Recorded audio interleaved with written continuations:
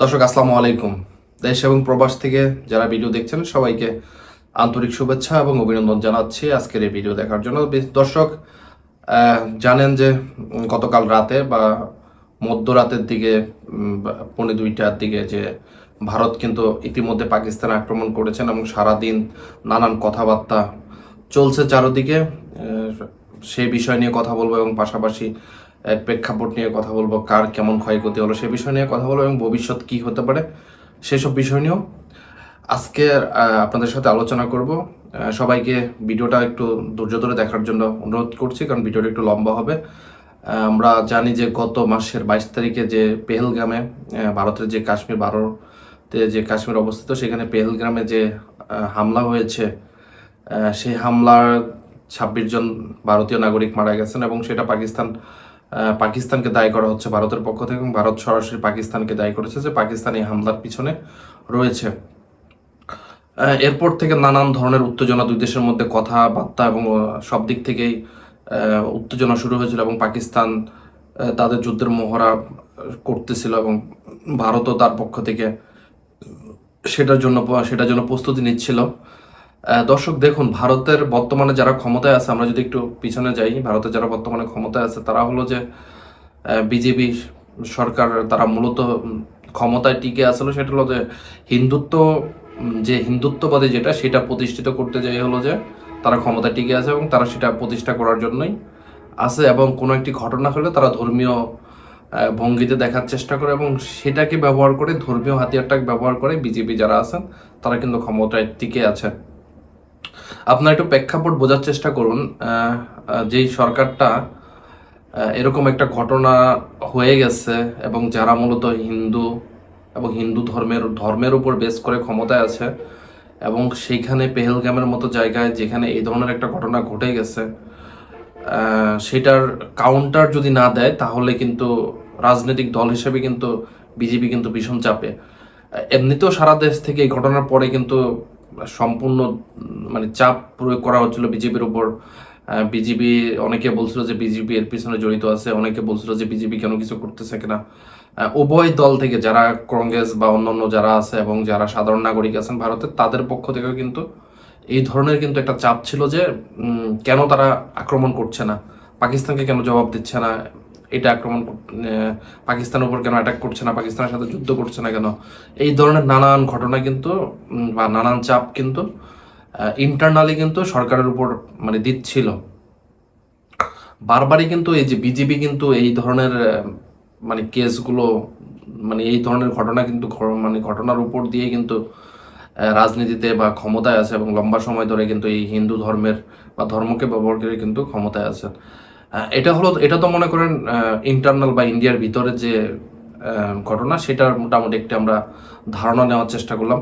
এখন আসুন, গতকালকে যে ইন্ডিয়া যে হামলাটা করলো বা যে অ্যাটাকটা করলো, এটা কিন্তু একটা মোটামুটি যুদ্ধ শুরু বলতে পারি আমরা। যে ইন্ডিয়া এবং পাকিস্তানের মধ্যে কিন্তু আমরা এখন যুদ্ধের যে ঘটনা, সেটা কিন্তু ঘটে গেছে এবং যুদ্ধ কিন্তু শুরু হয়ে গেছে। এখন আর বলতে পারবো না যে যুদ্ধ পরিস্থিতি বা উত্তপ্ত পরিস্থিতি, এটা বলার কোনো সুযোগ নেই।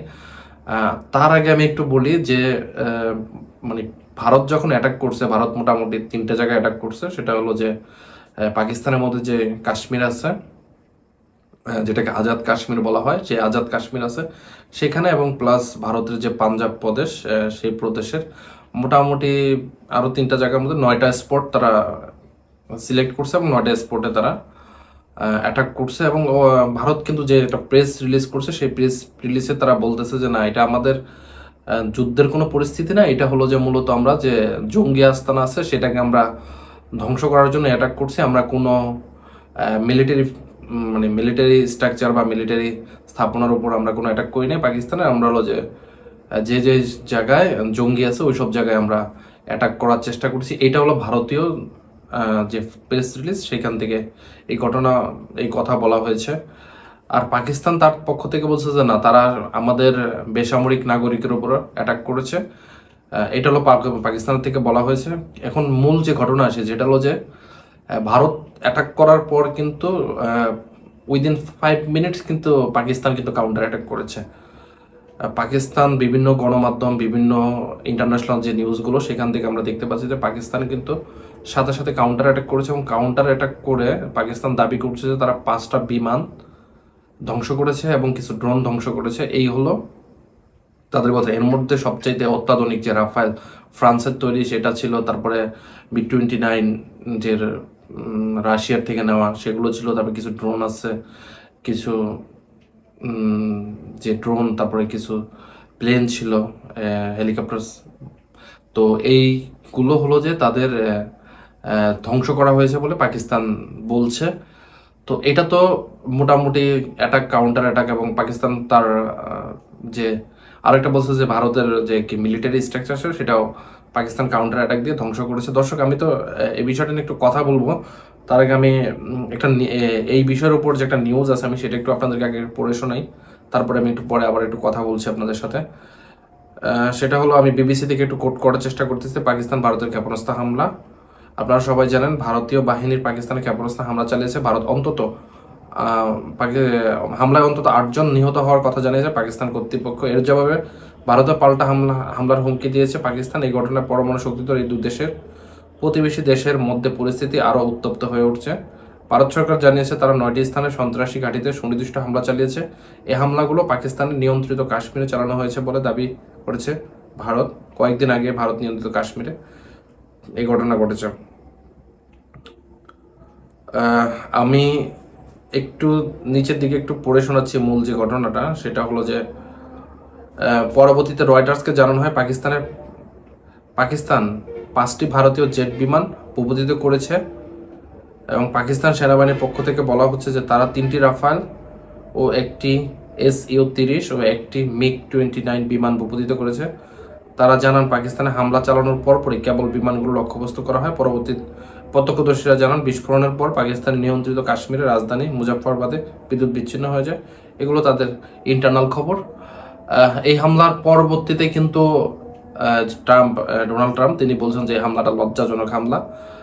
ভারত বলছে যে আমরা সাথে সাথে আমেরিকার সাথে কথা বলেছি এবং ডোনাল্ড ট্রাম্পের দিক থেকে মনে হয় না যে কোনো সাপোর্ট ভারতের দিকে এসেছে। তবে সবচেয়ে আশঙ্কার বিষয় হলো যে কিন্তু ভারত হামলা করে তো চলে আসছে, কিন্তু পাকিস্তান তার পরবর্তীতে হামলার পরবর্তীতে তারা যে বিভিন্ন বাহিনীর প্রধান যারা আছে তাদের নিয়ে বসছেন এবং পাকিস্তানের পক্ষ থেকে স্পষ্ট গ্রিন সিগন্যাল প্রদান করা হয়ে গেছে পাকিস্তান সেনাবাহিনীকে, এবং পাকিস্তান সেনাবাহিনী যে কোনো সময় অ্যাটাক করবে এই ধরনের একটা চিন্তা ভাবনা আছে। তবে দেখা যাচ্ছে যে পাকিস্তান কিন্তু যে কোনো সময় ভারতে অ্যাটাক করতে পারে।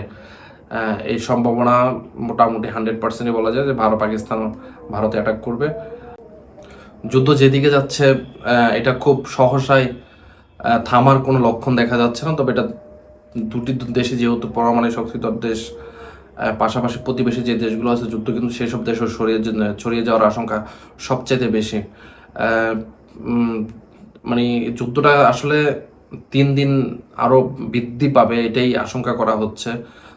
দুটা দেশ কিন্তু কেউ কাউকে ছাড় দেওয়ার না, যেহেতু পূর্ব শত্রুতার জের আছে এবং এশিয়ার মধ্যে এই দুইটা দেশ অনেকটা একটা লম্বা সময় ধরে কিন্তু একজন আরেকজনের সাথে খুব লম্বা সময় ধরে কিন্তু এর যুদ্ধ মনোভাব, এবং অ্যাটলিস্ট আজকের অ্যাটাক এবং কাউন্টার অ্যাটাকের পরে আশা করা যাচ্ছে যে এটা সহসায় থামার কোনো লক্ষণই নাই।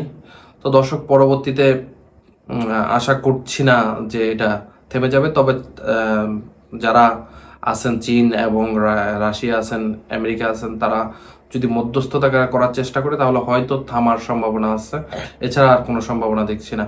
দর্শক, পরবর্তীতে কি হয় সেটা দেখা যাক। সবাই সে পর্যন্ত ভালো থাকবেন, সুস্থ থাকবেন। সবাইকে ধন্যবাদ। আসসালামু আলাইকুম।